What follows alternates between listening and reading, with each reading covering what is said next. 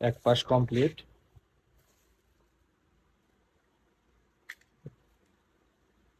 অতিরিক্ত অংশ কেটে ফেলে দেওয়া হচ্ছে।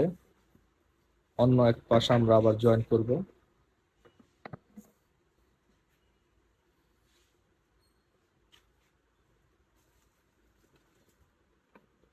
এই চাকাটির মাধ্যমে চৌকাঠটি ধরে রাখবে শক্ত করে।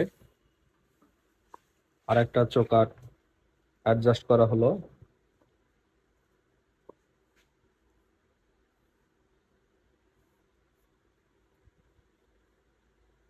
চৌকাঠ ফিটিং আমরা কিভাবে করি সেগুলো আপনাদের সামনে থেকে দেখাচ্ছি। মাপ নেওয়া হচ্ছে। এটার মাধ্যমে আমরা হিট করব, করে গলায় দিব। নরম হলে এরপর আমরা জয়েন দিব।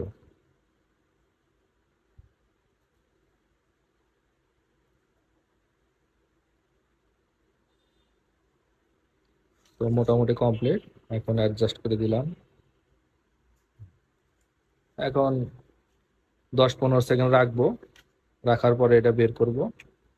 তো এইভাবেই আমরা চৌকাঠ জ্বালাই করি।